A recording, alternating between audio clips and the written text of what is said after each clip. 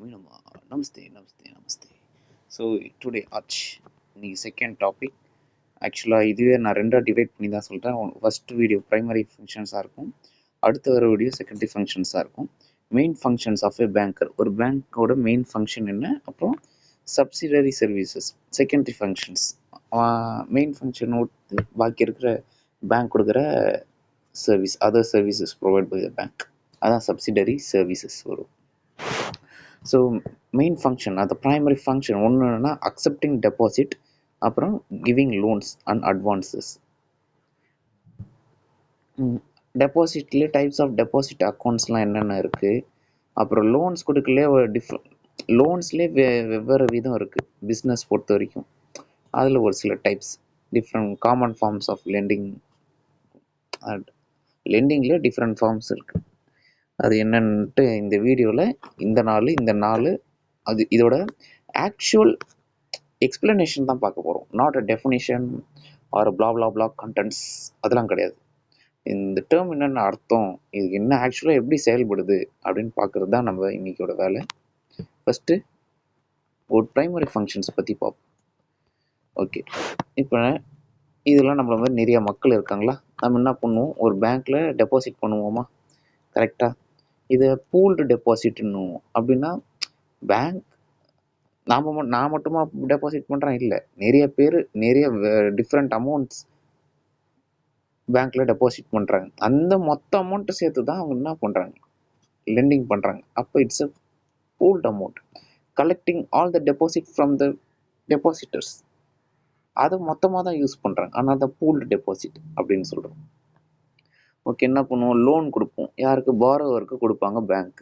அப்போ என்ன ஆகும், அப்புறம் லோனும் கொடுப்பாங்க, இன்வெஸ்ட்மெண்ட்ஸும் பண்ணுவாங்க. கோல்டில் இன்வெஸ்ட் பண்ணுவாங்க, பாண்டு, ஷேரு, கவர்மெண்ட் செக்யூரிட்டிஸ், அதாவது கவர்மெண்ட்டோட செக்யூரிட்டிஸ், கவர்மெண்ட்டோட பத்திரம் இல்லை கவர்மெண்ட்டோட லேண்டு, அதெல்லாம் இன்வெஸ்ட் பண்ணுவாங்க. அப்புறம் ரிசர்வ், நம்ம வர டெபாசிட்டை ஒரு குறிப்பிட்ட பணத்தை ரிசர்வ் பண்ணி வச்சுப்பாங்க. இந்த மாதிரி இன்வெஸ்ட்மெண்ட்ஸ்லாம் பண்ணுவாங்க. அப்புறம் பாரோஸ், கடன் வாங்குறவங்களுக்கு கடனும் கொடுப்பாங்க. ஓகேவா, கடன் வாங்குறவன் என்ன பண்ணுவான், திருப்பி அந்த கடனை கட்டுவான் வித் இன்ட்ரெஸ்ட். ஓகேவா, இது தெரிஞ்சக்காக தான் திருப்பி சொல்கிறேன், பட் ஃபார் சிம்பிள் எக்ஸ்பிளனேஷன். ஓகேவா, இப்போ அந்த இன்ட்ரெஸ்ட் நான் கொடுத்துருப்போம்ல, அதுதான் பேங்க்குக்கு வந்து ப்ராஃபிட், கரெக்டாக. ஓகே, இப்போ அந்த ப்ராஃபிட் அவன் ஒன்றும் மொத்தமாக எடுத்துக்க போகிறான் இல்லை, ஃபஸ்ட்டு டெபாசிட் பண்ணவங்களுக்கு ஒரு இன்ட்ரெஸ்ட் கொடுக்கணும். ஆமாம், இப்போ நான் வந்து என் அக்கௌண்ட்டில் ஒரு பேங்க்கில் சேவிங்ஸ் அக்கௌண்ட்டில் 10,000 ரூபாய் போடுறேன்னா, அவன் என் காசை தானே எடுத்து யூஸ் பண்ணுறான், யூஸிங் மை மணி, கரெக்டாக. அப்போ அதுக்கு அவன் எனக்கு கொஞ்சம் மாதம் காசு கொடுக்கணும். ஏன்டா என் காசை எடுத்து நீ லாபம் சம்பாதிக்கிற, அப்போ எனக்கு கொஞ்சம் தரமாட்டியா, அதுதான் இன்ட்ரெஸ்ட் பே டு டெபாசிட்டர்ஸ். வந்த இன்ட்ரெஸ்ட்டை டெபாசிட் பண்ணவங்களுக்கு கொஞ்சோண்டு தருவான், கொஞ்சோண்டு தான் தருவான், அவ்வளோ பெருசா இல்லை, ஒரு 1% 2% அவ்வளோதான் தருவான். அப்புறம் ஆப்ரேஷனல் காஸ்ட், அந்த பேங்க்குக்கு செயல்படுறதுக்கு பேங்க் செலவாயிருக்கும்ல, பேங்க் தண்ணி பில் கட்டணும், ரெண்ட் கட்டணும், எலக்ட்ரிசிட்டி பில் கட்டணும், ஒரு புது பிரான்ச் ஆரம்பிக்கணும்னா அதுக்கு அவன் செலவு பண்ணுவான், பேங்க்கில் வேலை செய்கிற எம்ப்ளாயிக்கு சேலரி தரணும், அவன் வர காசு இதில் போகும். ஃபஸ்ட்டு டெபாசிட்டர்ஸ்க்கு திருப்பி இன்ட்ரெஸ்ட் பே பண்ணுறது போகும், அப்புறம் பேங்க்கோட ஆப்ரேஷனல் காஸ்ட்டுக்கு செலவாகும், அப்புறம் பாக்கி வர பணம் தான் பேங்க்குக்கு போகும். இதுதான் அவங்க இந்த பணம் அவங்க யூஸ் பண்ணிப்பாங்க. ஓகே, இப்போ ஸ்ப்ரெட்னு ஒரு டேர்ம் வரும். வந்த இன்ட்ரெஸ்ட்ல டெபாசிட் கொடுக்குறோம்ல, அந்த அமௌண்ட்டை லெஸ் பண்ணோம்னா அதுதான் ஸ்ப்ரெட், அந்த டிஃப்ரென்ஸ் தான் ஸ்ப்ரெட். இப்போ வந்து நான் 100 தரேன், 100 டெபாசிட் பண்ணுறேன், அந்த 100 வந்து பேங்க்காரன் வந்து 50 ஒருத்தனுக்கு கடன் தரான், 10% ஒரு வருஷத்துக்கு கடன் தரான், 10% இன்ட்ரெஸ்ட். ஓகேவா, 50 10%னா எவ்வளோ வரும், 5 வருமா. அவன் இன்ட்ரெஸ்ட் 5 கொடுப்பான், ப்ளஸ் வாங்கினது ஒரு 50. அப்போ அவன் திருப்பி கட்டும் போது 55 கொடுப்பான், கரெக்டாக. அந்த 55 வந்த இன்ட்ரெஸ்ட் அமௌண்ட் இருக்குல்ல 5, அதில் ஒரு ஃபியூ பர்சன்ட், ஒரு 1/2%, அதாவது ஒரு பைசா, அரை பைசா டெபாசிட்டர்ஸ்க்கு பே பண்ணுவான் வந்த இன்ட்ரெஸ்ட்டை. பாக்கி இருக்க 4 அவனுக்கு ப்ராஃபிட் தான், அவன் எடுத்துப்பான். ஸோ இதுதான் அந்த ஸ்ப்ரெட்டுன்னு சொல்கிறேன். வந்த இன்ட்ரெஸ்ட்லேருந்து டெபாசிட்டர்ஸ் கொடுத்த மைனஸ் பண்ணி பாக்கி வர்றது வேல்யூ இருக்குல்ல, இதுதான் spread. Interest earned minus interest paid to depositors. Okay, லயபிலிட்டிஸ்னால் ஒன்றும் இல்லை, காசு எங்கேருந்துலாம் வருதோ அதெல்லாம் லயபிலிட்டிஸ். காசு அந்த ஃபண்டை எதுக்கெல்லாம் செலவிடுறோமோ அது எல்லாமே அசட்ஸ். சிம்பிளாக சொல்ல போனோம்னா பேங்கிங் பொறுத்த வரைக்கும் லயபிலிட்டிஸ்னால் சோர்ஸ் ஆஃப் ஃபண்ட், மணி எங்கே வருது, எங்கேருந்துலாம் மணி வருதோ அது எல்லாமே லயபிலிட்டிஸ்ன்னு சொல்லுவோம். எங்கெல்லாம் பணத்தை செலவிடுறோமோ அதை எல்லாமே நம்ம அசட்ஸ்ன்னு கூறுவோம். இப்போ பேங்க் வந்து லோன் தராங்கல்ல, அப்போ அங்கே ஃபண்டை செலவிடுறாங்கல்ல, அப்போ இந்த லோனுமே பேங்க்குக்கு ஒரு அசட்டு தான். யா, நான் கூகுள் பண்ணி பார்த்தேன், ஆமான்னு தான் சொல்லிச்சு. ஓகே, இப்போ வந்து பிரைமரி ஃபங்க்ஷனில் ஃபஸ்ட்டு என்ன வந்து டெபாசிட், அக்செப்டிங் டெபாசிட். அதில் என்னென்ன டைப்ஸ் ஆஃப் அக்கௌண்ட்ஸ் இருக்குன்னு பார்த்தோம் கரெக்டாக. Savings account, current account, FD, RD, அவ்வளோதான். இதில் பார்த்தது தான் சேவிங்ஸ் அக்கௌண்ட்டும். இப்போ வந்து நான் இருக்கேன், எனக்கு சேலரியோ ஒரு இன்கமோ வருது. இப்போ அந்த மந்த்து நான் சேவ் பண்ணுன்ட்டு ஒரு பேங்க்கில் நான் சேவிங் அக்கௌண்ட்ஸில் என்னோடய சேவிங் அக்கௌண்ட்டில் டெபாசிட் பண்ணுறேன். அதை அந்த பேங்க் வந்து பாரோவருக்கு லெண்டு கடன் கொடுப்பான். அந்த பாரோவர் இன்ட்ரெஸ்ட் பே பண்ணுவான். அதுலேருந்து அந்த வந்த இன்ட்ரெஸ்ட்லேருந்து ஒரு சின்ன தொகையாக எனக்கு இன்ட்ரெஸ்ட்டாக அவன் எனக்கு திருப்பி கொடுப்பான். கரெக்டாக, அவ்வளோதான். இதுதான் சேவிங்ஸ் அக்கௌண்ட்டோட வேலை. என்ன பண்ணுவோம், மணி சேஃபாக இருக்கும், எனக்கு சின்ன இன்ட்ரெஸ்ட் கிடைக்கும், ஸோ நான் ஏர்ன் பண்ணுறேன். வித்ராவல் லிமிட்டட் வித்ராவல் தான். நான் போட்ட காசை உடனே எடுக்க முடியாது. அப்போ அவன் எப்படி பேங்க் நடத்துவான்? எடுக்கலாம், நான் போட்ட மொத்த காசும் எடுக்கலாம். ஆனால் ஏடிஎம்லாம் பார்த்தா ஒரு 50,000, யூபிஐலாம் பார்த்தா 1,00,000 தான் ஒரு நாளைக்கு டிரான்சாக்ஷன் சொல்லுவான். இதே நான் எல்லா காசும் எடுக்கணும், நிறையா காசு எடுக்கணும்னா பிரான்ச்சுக்கு போய் தான் எடுக்கணும். அதுக்கு நிறைய வெரிஃபிகேஷன் ப்ராசஸ் அது எல்லாமே நடக்கும். சேவிங்ஸ் அக்கௌண்ட்ஸ் பொறுத்த வரைக்கும் இவ்வளோ தான். என் மணியை சேவ் பண்ணணும், எனக்கு இன்ட்ரெஸ்ட் அதுலேருந்து வரும், ஏன்னா என் காசு தான் அவன் யூஸ் பண்ணுறான். கடன் கொடுத்த வட்டி கட்டின காசுலேருந்து கொஞ்சமாக கிள்ளி எனக்கு தருவான். அப்புறம் வித்ராவல் லிமிட் கொஞ்சோண்டு இருக்குது, லிமிட்டட் வித்ராவல் தான், அவ்வளோதான். சேவிங்ஸ் அக்கௌண்ட் பொறுத்த வரைக்கும் இவ்வளோ தான். கரண்ட் அக்கௌண்டோட யூசேஜ் பார்ப்போம். Okay, done. சேவிங்ஸ் அக்கௌண்ட் எதுக்கு? பணத்தை சேவ் பண்ணி வைக்கிறது. கரண்ட் அக்கௌண்ட்ஸ் எதுக்குன்னா பிஸ்னஸ் ரன் பண்ணுறவங்களுக்கு. அதாவது இந்த கரண்ட் அக்கௌண்ட் மெயினாக யார் யூஸ் பண்ணுவாங்கன்னா, பிஸ்னஸ் ரன் பண்ணுறவங்க, கம்பெனி வச்சுருக்கவங்க, ஃபேர்ம்ஸ் பண்ணுறவங்க, ஃபேர்ம்னாலும் அதான் நிறுவனம், என்டர்பிரைசஸ், இவங்க எல்லாமே கரண்ட் அக்கௌண்ட் தான் யூஸ் பண்ணுவாங்க. கடை வச்சுக்கிறவங்க, சூப்பர் மார்க்கெட், யாராக இருந்தாலும் சரி கரண்ட் அக்கௌண்ட் தான் யூஸ் பண்ணுவாங்க. ஏன்னா பிஸ்னஸ் ரன் பண்ணுறதுக்கு இதை தான் யூஸ் பண்ணுவோம். கரண்ட்னால என்னதுங்க, சம்திங் விச் இஸ் ஃப்ளோயிங். பணம் ஃப்ளோ ஆகிக்கிட்டே இருக்கும், வரும் போகும் வரும் போகும். இந்த மாதிரி ஒரு நாளைக்கு பல டிரான்சாக்ஷன் ஃப்ரீக்வெண்ட்டாக நடக்குதா, அப்போ அதுக்கு தான் கரண்ட் அக்கௌண்ட் யூஸ் பண்ணுவாங்க. Frequent transactions happens everyday. உதாரணத்துக்கு இப்போ வந்து ஒரு கார்மெண்ட் கடை நான் வச்சுருக்கேன்னு வச்சுக்கோங்களேன், ஒரு துணி கடை வச்சுருக்கேன். ஓகேவா, வர காசை நான் வந்து என்ன பண்ணுவேன், பேங்க்கில் போடுவேன் எனக்கு வர காசு. சம்டைம்ஸ் நான் ஒரு சப்ளையர்கிட்ட கூட்ஸ் வாங்கியிருப்பேன், நெசவாளர்கிட்ட இருந்து துணியோ அவங்ககிட்ட இருந்து வாங்கியிருப்பேன். அப்போ நான் துணியை வாங்கினேன்னா அவங்களுக்கு நான் என்ன கொடுக்கணும், நான் அதுக்கு காசு தரணும்ல. அது என் அக்கௌண்ட்லேருந்து தானே போகும், என் கடை அக்கௌண்ட் கரண்ட் அக்கௌண்ட்லேருந்து போகுமா? கஸ்டமர்ஸ் என் ப்ராடக்ட் வாங்கினா என் அக்கௌண்ட்டுக்கு தானே காசு போகும். அப்புறம் நான் வந்து எம்ப்ளாயீஸ்க்கு சேலரி தரணும், டேக்ஸ் கட்டணும், எலக்ட்ரிசிட்டி பில், தண்ணி பில் கட்டணும், ரெண்ட்டு கட்டணும். ஸோ இவ்வளோ டிரான்சாக்ஷன்ஸ். நான் ஒரு கம்பெனி ஆரம்பித்தா ஏகப்பட்ட டிரான்சாக்ஷன்ஸ் நடக்கும். ஒரு கஸ்டமராக இருக்கான், ஒரு நாளைக்கு பலாயிரம் கஸ்டமர்ஸ் வருவான், நிறைய எனக்கு 4-5 சப்ளைஸ் இருப்பாங்க, டீலிங் நடந்துக்கிட்டே இருக்கும், பல டிரான்சாக்ஷன் வரும், பணம் வரும் போகும், எவ்வளவோ இருக்குது. கரெக்டாக, அப்போ இதுக்கெல்லாம் நான் சேவிங்ஸ் அக்கௌண்ட்டு யூஸ் பண்ணவே முடியாது. ஏன்னா சேவிங்ஸ் அக்கௌண்ட்னா என்னது, ஒரு குறிப்பிட்ட தொகை இருக்கும், நான் அதிகமாக இதில் எடுக்க மாட்டேன். ஸோ என் காசை அவன் யூஸ் பண்ணி என்ன பண்ணுவான், லெண்டு கடன் கொடுப்பான். இப்போ நான் இதுலேருந்தே காசு அதிகமாக வந்துட்டு போயிட்டு இருந்துச்சுன்னா எப்படி அவனால் இதுலேருந்து எடுக்க முடியும்? ஸோ கரண்ட் அக்கௌண்ட் இதுக்கு தான் யூஸ் பண்ணுவாங்க. கரண்ட் அக்கௌண்ட்டுக்கு பேங்க் இன்ட்ரெஸ்ட் பே மாட்டாங்க, சேவிங்ஸ் அக்கௌண்ட்டுக்கு இன்ட்ரெஸ்ட் பே பண்ணுவாங்க, ஆனால் கரண்ட் அக்கௌண்ட்டுக்கு பண்ண மாட்டாங்க. எஸ், இதுல இருந்து நம்மளுக்கு என்ன யூஸ்னா, டிரான்சாக்ஷன் நம்ம சப்ளையருக்கு என்ன பண்ணுறோம், நம்மளுக்கு டிரான்சாக்ஷன் லிமிட் அதிகமாக இருக்கும். ஒரு நாளைக்கு நம்ம சேவிங்ஸ் அக்கௌண்ட்னா லிமிட்டட் வித்ராவல் தானே, ஆனால் இதில் அப்படி கிடையாது, டிரான்சாக்ஷன் லிமிட் அதிகம். சப்ளைஸ்க்கு ஈஸியாக பேமெண்ட் பண்ணிடலாம், பணம் சீக்கிரமாக கலெக்ட் பண்ணலாம், டெபாசிட் பண்ணலாம் கஸ்டமர்ஸ் கிட்டேருந்து, செக் ஃபெசிலிட்டி உண்டு.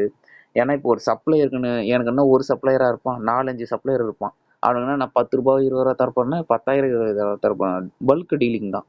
10 லட்சம் 20 லட்சம் அவ்வளோ காசு நான் தூக்கிட்டு போக முடியாது. பேங்க்ல இருந்து எடுத்துட்டு அவங்ககிட்ட போய் கொடுக்க முடியாது. சிம்பிளா ஈஸியா என்ன பண்ணிடுவேன், அந்த சப்ளையருக்கு நான் செக் கொடுத்துருவேன். அவன் பேங்க்ல இருந்து போய் கலெக்ட் பண்ணிப்பான். கரெக்டா? ஸோ செக் ஃபெசிலிட்டி எவ்வளோ யூஸ் ஆகுது. அப்புறம் கேஷ் ஃப்ளோ, பணம் எப்படி பொறுக்குது, பணம் அப்படியே ரொட்டேஷன் ஆகிட்டே இருக்குல்ல, நல்லா ஈஸியாக ஃப்ளோ ஆகும்ல கரண்ட் அக்கௌண்ட்ஸ்லாம் இருந்தால். ஸோ இதுக்குன்னே ஸ்பெஷலாக யூஸ் பண்ணுற அக்கௌண்ட் தான் கரண்ட் அக்கௌண்ட். இதில் பேங்க்குக்கு என்னங்க லாபம்? இவங்க என்ன இந்த வேலையை என்ன செஞ்சு என்ன பண்ண போகிறாங்க? ஒரு பிஸ்னஸ் நல்லா போச்சுன்னா அவங்களுக்கு பிஸ்னஸ் லோன் தருவாங்க. அப்புறம் இந்த டிரான்சாக்ஷன் நடக்குதுல, அதுக்கு ப்ராசஸிங் ஃபீ கலெக்ட் பண்ணுவாங்க. இந்த அக்கௌண்ட்டை மெயின்டைன் பண்ணுறதுக்கும் சார்ஜஸ் போடுவாங்க. இந்த மாதிரி நிறையா லொட்டு லூஸ்க்குன்ட்டு இஷ்டத்துக்கு போடுவோம் பேங்க். அந்த மாதிரி நிறைய கண்டிஷன்ஸ் வச்சுருப்போம். கரண்ட் அக்கௌண்ட்டோட யூசேஜ் ரியல் லைஃப்பில் இப்படி தான் ஒர்க் ஆகும். யா ஃப்ரீக்வெண்ட் டிரான்சாக்ஷன், இதுவும் ஒரு டெபாசிட் அக்கௌண்ட் தான், where frequent transaction happens every day. Yeah that's all. Yeah புரிஞ்சிருக்கும். I hope you think so. Frequent transaction நடக்கும், அதனால் கரண்ட் அக்கௌண்ட் யூஸ் பண்ணுறோம். டிரான்சாக்ஷன் லிமிட் அதிகம், பேமெண்ட் ஈஸியாக நடக்கும், கேஷ் ஃப்ளோ வரம் போகும், செக் ஃபெசிலிட்டி உண்டு. Okay, fixed deposit. இதுவும் நான் ஒரு கதை வச்சுருக்கேன். இப்போ என்கிட்ட ஒரு 5 லட்சம் இருக்குது. ஓகேவா, எனக்கு இந்த பணம் இப்போதைக்கு எனக்கு தேவையில்லப்பா. இது வந்து ஒரு சில வருஷம் கழிச்சு தான் நான் யூஸ் பண்ண போகிறேன். அதுக்கு நான் இதை சேர்த்து வைக்க போகிறேன்னா என்ன பண்ணுவேன்னா, ஒரு லம்சம், இது ஒரு பெரிய அமௌண்ட்டா, லம்சம் அமௌண்ட் தானே, பெரிய தொகை தானே, இதை வந்து நான் எஃப்டின்னு ஒரு பேங்க்ல எஃப்டி அக்கௌண்ட்ல போடுவேன். பேங்க்காரனுக்கு இப்போ ஒரு அஷ்யூரிட்டி இருக்கும். ஓகே, இது ஒரு பெரிய அமௌண்ட்டு, கஸ்டமர் இந்த அமௌண்ட்டை ஒரு குறிப்பிட்ட வருஷத்துக்கு யூஸ் பண்ண மாட்டார். ஸோ இந்த பேங்க்காரன் என்ன பண்ணுவான், பெரிய பெரிய லோன்ஸுக்கு கொடுக்கறதுக்கு இந்த பணத்தை யூஸ் பண்ணுவான். ஸோ எனக்கு இன்ட்ரெஸ்ட்டும் எவ்வளோ கொடுப்பான், அதிக இன்ட்ரெஸ்ட் கொடுப்பான். சேவிங்ஸ் அக்கௌண்ட்லாம் எனக்கு கம்மி இன்ட்ரெஸ்ட் தான் கொடுப்பான். கரண்ட் அக்கௌண்ட்ல இன்ட்ரெஸ்ட்டே தரமாட்டான். ஆனால் ஃபிக்ஸ்டு டெபாசிட்டில் ஹை இன்ட்ரெஸ்ட் தருவான்.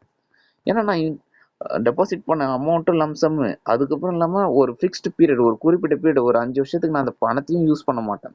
ஸோ அந்த பேங்க் வந்து நல்ல ப்ராஃபிட்டுக்காக அந்த நல்ல விஷயத்துக்கு யூஸ் பண்ணுவானான்னு தெரியல, நல்ல ப்ராஃபிட்டுக்கோ இல்லை நல்ல யூசேஜுக்கோ என் பணத்தை அவன் யூஸ் பண்ணலாம். ஸோ அந்த மெச்சூரிட்டி பீரியட், அந்த டைம் பீரியட் முடிஞ்ச உடனே இன்ட்ரெஸ்ட், ஹையர் இன்ட்ரெஸ்டோட சேர்த்து நான் எஃப்டியில் போட்ட அந்த 5 லட்சத்தை சேர்த்து எனக்கு காசு கொடுப்பான். இதுதான் எஃப்டி, ஃபிக்ஸ்டு டெபாசிட். என்ன பண்ணுறேன் நான் இதில், ஒரு ஃபிக்ஸ்டு அமௌண்ட் இருக்குது, ஒரு ஃபிக்ஸ்டு பீரியடுக்கு ஒரு ஃபிக்ஸ்டு இன்ட்ரெஸ்ட்டு, ஃபிக்ஸ்டு பீரியடுக்கு அங்கேயே இருக்கும். மெச்சூரிட்டி முடிஞ்ச உடனே ஒரு ஃபிக்ஸ்டு இன்ட்ரெஸ்ட் போட்டு எனக்கு தரான். உதாரணத்துக்கு 2026 ஒரு 5 லட்சம் நான் எஃப்டியில் போடுறேன். 5 வருஷம் அது டைம் பீரியடு. 2021 அப்போ அந்த மெச்சூரிட்டி முடியுது, டைம் பீரியட் முடியுது. அப்போ பேங்க்கர் என்ன கொடுப்பான், என்னோட பிரின்சிபல் அமௌண்ட் 5 லட்சம் ப்ளஸ் அதுக்கான இன்ட்ரெஸ்ட்டு 7% சேர்த்து எனக்கு கொடுப்பான்.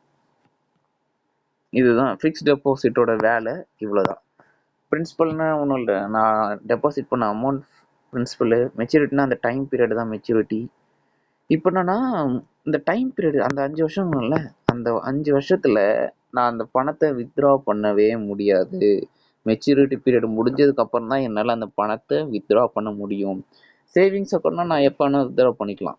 ஆனால் எஃப்டி அக்கௌண்ட்டில் no, I can never withdraw my money before maturity period. ஆனால் சில நேரத்தில் இப்போ ஏதோ எமர்ஜென்சி, மெடிக்கல் எமர்ஜென்சி, உங்ககிட்ட அந்த 5 லட்சம் எஃப்டியில் இருக்குன்னு தோணுதா, அது உங்களுக்கு வேணும் அப்படின்னு இருந்துச்சுன்னா பேங்க்குக்கு போய் அணுகலாம். பேங்க்கும் அதெல்லாம் பார்த்துட்டு ஓகேன்ட்டு தருவாங்க. அதுக்கு பேர் என்னன்னா ப்ரீ மெச்சூர் வித்ட்ராவல். மெச்சூரிட்டி பீரியடுக்கு முன்னாடி நம்ம என்ன பண்ணுறோம், வித்ட்ராவல் பண்ணுறோம். இதுக்கு பெனால்ட்டி சார்ஜஸ் போடுவான். அதுவும் இல்லாமல் சப்போஸ் ஒரு 2 வருஷம் அது எஃப்டிலே இருந்திருக்குன்னா அதுக்கேற்ற இன்ட்ரெஸ்ட் எவ்வளோன்னு கேல்குலேட் பண்ணி அந்த இன்ட்ரெஸ்ட் அமௌண்ட்டும் தருவான். யா ப்ரீ மெச்சூர் வித்ட்ராவல்னா அதுதான் அர்த்தம். அப்புறம் இன்னொன்று, என் எஃப்டியை வந்து நான் செக்யூரிட்டி கொலாட்ரல் வச்சு நான் அதை லோனும் வாங்கலாம். சார் இந்த மாதிரி என் எஃப்டியில் 5 லட்ச ரூபாய் இருக்குது, இதை ஒரு செக்யூரிட்டியாக வச்சு எனக்கு லோன் கொடுங்க சார்னா, யா பேங்க்காரன் நமக்கு லோன் தருவான். ஸோ எப்படி பாருங்கள், loan we can get loan செக்யூரிட்டியாகவும் யூஸ் பண்ணலாம் ஃபார் லோன். அதான் டெஃபினேஷன் தான். டெபாசிட் ஒரு பெரிய தொகை for fixed period at fixed interest rate. இது வந்து அந்த இன்ட்ரெஸ்ட் ரேட்டு கொஞ்சம் அதிகமாக தான் இருக்கும். இது நம்ம ப்ராஃபிட் தான், இல்லை ஒரு விதமான சேவிங்ஸுங்க. சிறுதுளை பெருவெள்ளம் கிடையாது, இது பெருவெள்ளம், பெரிய பெரிய வெள்ளம் திரும்ப வரும்.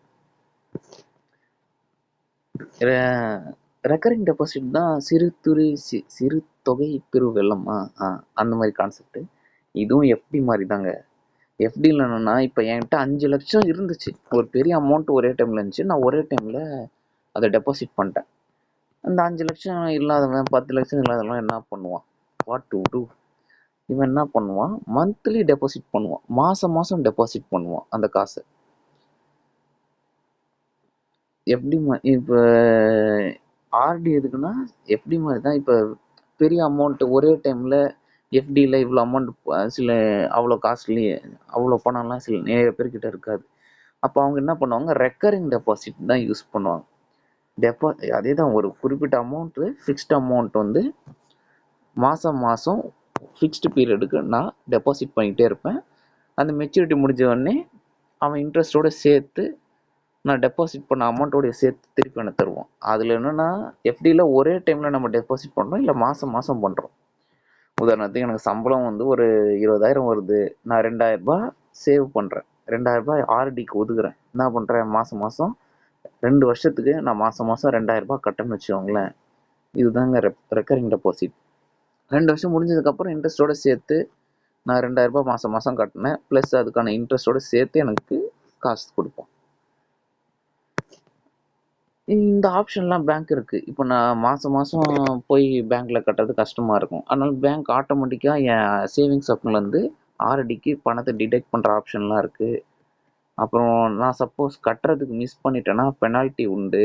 பே லெட்டர் ஆப்ஷன் கூட இருக்குது. சப்போஸ் நான் சரியாக கட்டாமலே இருந்துட்டேன்னு வச்சுக்கோங்களேன், அப்போ என்னோட ஆர்டி பாதிக்கும். பேங்க் என் ஆர்டியை ரிஜெக்ட் கூட பண்ண வாய்ப்பு இருக்குது. ரெக்கரிங் டெபாசிட்னு அவ்வளோதான். எஃப்டி ஒரே டைமில் டெபாசிட் பண்ணுறோம், மெச்சூரிட்டி முடிஞ்சோடனே அப்படியே இன்ட்ரெஸ்ட்டோட சேர்த்து பணத்தை வாங்கிடுறோம். ஆர்டி மாதம் மாதம் மந்த்லி ஃபிக்ஸ்டு பீரியடுக்கு ஒரு ஃபிக்ஸ்டு அமௌண்ட்டை நான் டெபாசிட் பண்ணுறேன். அதுவும் மெச்சூரிட்டி முடிஞ்ச உடனே பிரின்சிபல் அமௌண்ட் இன்ட்ரெஸ்ட்டோட சேர்த்து எனக்கு கிடைக்குது. இது மந்த்லி, அதுவும் அட் ஒன்ஸ். அவ்வளோதான். மேஜராக பார்த்தா அவ்வளோதான். ரெக்கரிங் டெபாசிட்டோட விஷயம் இவ்வளோதான். That's all your honour. எஃப்டிக்கு இவ்வளோதான்.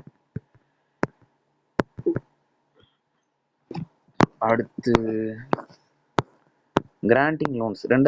பிரைமரி ஃபங்க்ஷனோட ரெண்டாவது மெயின் ஃபங்க்ஷன் அது லோன் கொடுக்கறது. அட்வான்சஸ். லோன்னா ஒன்றும் இல்லைங்க, லாங் டேர்ம்னா ஒரு 5 இயர்ஸோ 10 இயர்ஸோ அந்த லோன் இருக்கும். இதே ஷார்ட் டேர்ம்னா கம்மி காலம், ஒரு 2 இயர்ஸோ 1 இயரோ இல்லை 3 இயர்ஸுக்கோ கொடுக்குற லோன் தான் அட்வான்ஸ். ஷார்ட் டேர்ம் கொடுக்குற லோன் வந்து அட்வான்சஸ், லாங் டேர்ம் கொடுக்குற லோன் வந்து அதான் லோன். இது வந்து ஒரு குறிப்பிட்ட பர்பஸ்க்காக இருக்கும். இது ஒரு டெய்லி நீட்ஸ்க்காக இல்லை ஒரு எமர்ஜென்சி பர்பஸ்க்காக கூட இருக்கலாம். அட்வான்சஸுக்கும் லோன்ஸுக்கும் இதுதான் வித்தியாசம். குழப்பிக்க தேவையில்லை. அட்வான்ஸ்னா அட்வான்ஸ் அமௌண்ட் கொடுக்குறதுன்னு அர்த்தம் கிடையாது. இதில் வந்து 4 இது பார்த்துருந்தோம். ஒன்று கிராஷ் கிரெடிட்டு, 2வது ஓவர் டிராஃப்ட்டு, 3வது டேர்ம் லோனு, 4வது டிஸ்கவுண்டிங் பில்ஸ். இதுக்கு எல்லாமே எக்ஸாம்பிள் இருக்குது. நம்ம ரியல் கேஸ் சினாரியை பார்த்து கான்செப்டை அண்டர்ஸ்டாண்ட் பண்ண போகிறோம், வேறு எதுவுமே கிடையாது.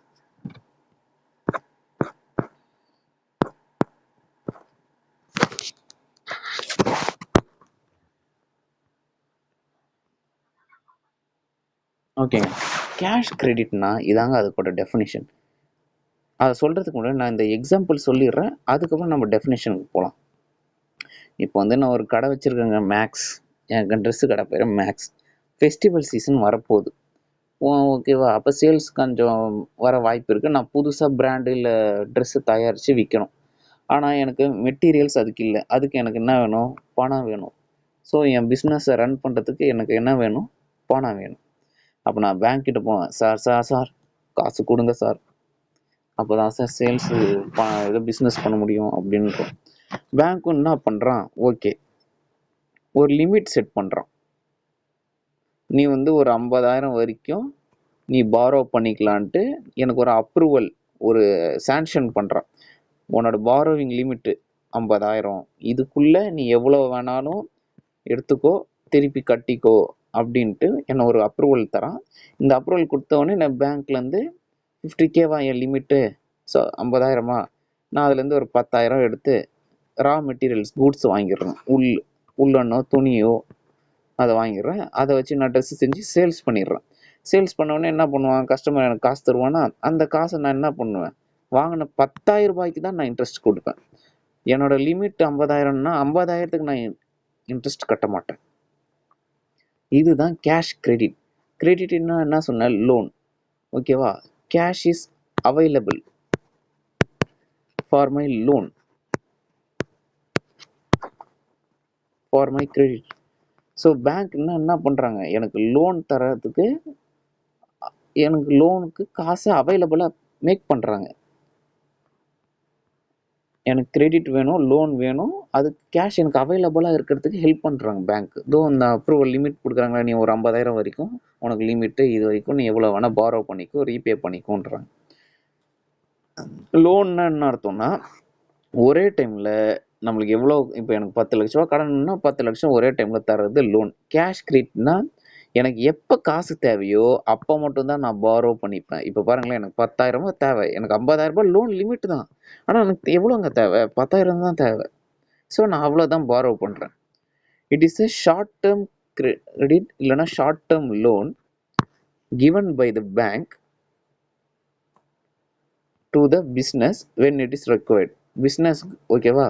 இது ஒரு ஷார்ட் டேர்ம் லோன், பேங்க் வந்து பிஸ்னஸ் தராங்க எப்போ தேவையோ அப்போ மட்டும்தான். ஓகேவா? ஸோ பேங்க் என்ன சாங்ஷன் பண்ணுறாங்க, பாரோவிங் லிமிட், நான் எவ்வளோ பாரோ பண்ணலான்ட்டு ஒரு லிமிட் செட் பண்ணி தான் தருவாங்க. இதுவும் முக்கியம். ஓகேவா? Short term credit R loan given by a bank with a borrowing limit to the business when it is required. ஓகேவா? ஸோ இதில் என்ன நடக்குதுன்னா, ஃப்ளெக்சிபிள் பாரோ, அதில் என் லிமிட்டுக்குள்ளே நான் எவ்வளோ வேணால் பாரோ பண்ணிக்கலாம், திருப்பி எனக்கு காசு கிடைக்குமா அந்த ரீபே பண்ணலாம், ஒரு ஃப்ளெக்சிபிலிட்டி கிடைக்குதா? ஒவ்வொரு டைம் போய் பேங்க் கிட்ட சார் 10,000 கொடுங்க, 20,000 கொடுங்க, நான் 40,000 கொடுங்கன்னு கேட்க தேவையில்லை, அவசியம் இல்லை, ஃப்ளெக்சிபிலிட்டி இருக்குது.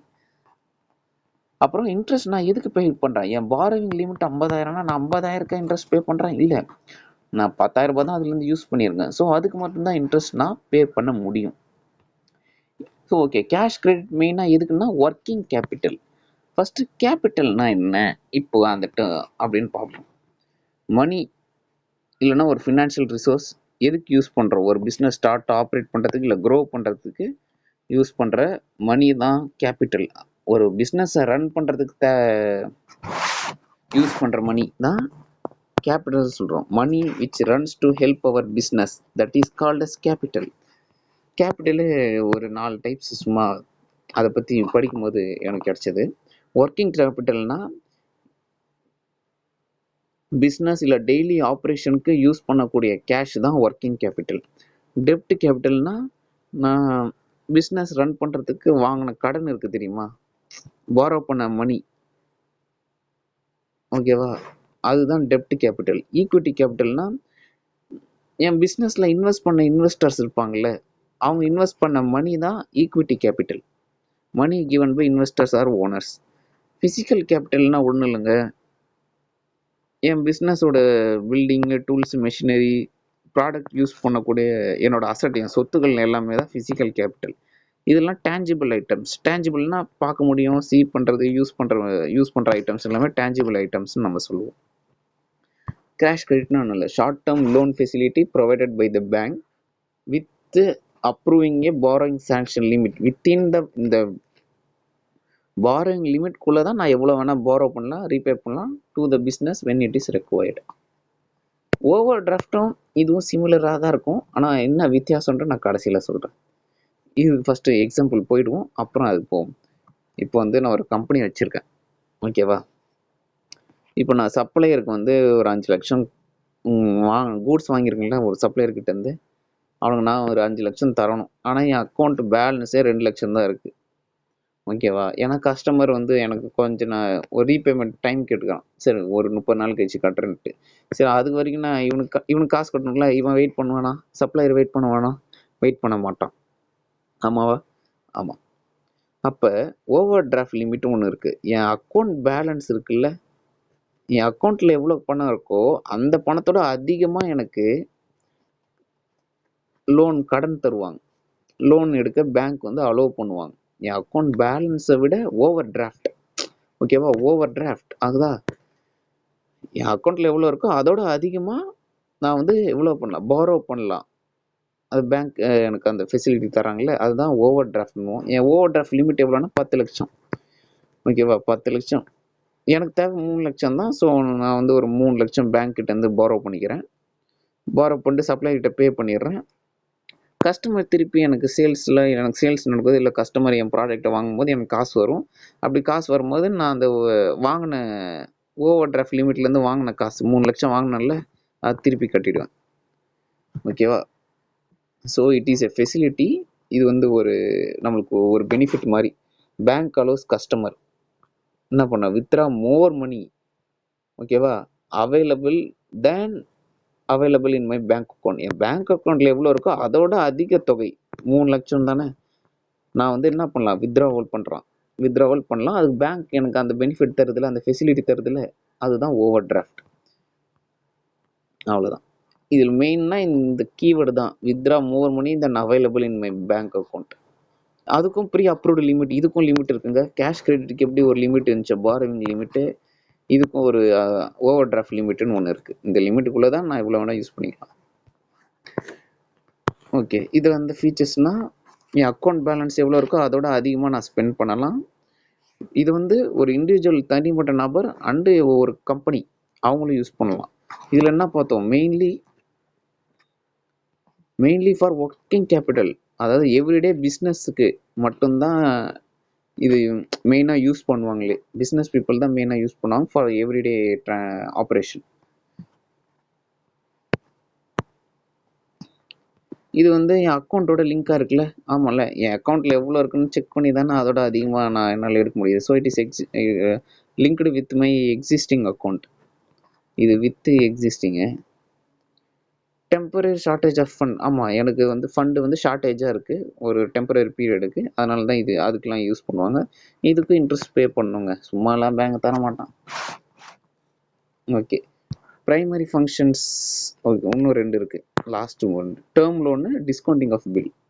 டேர்ம் லோன்னா ஒன்றும் இல்லைங்க, இஎம்ஐ. ஒரு லோன் வந்து நான் ஃபிக்ஸ்டு பீரியட், இப்போது ஒரு கார் வேணும்னு வச்சுக்கோங்களேன், அதுக்கு ஒரு லோன் வாங்குகிறேன்.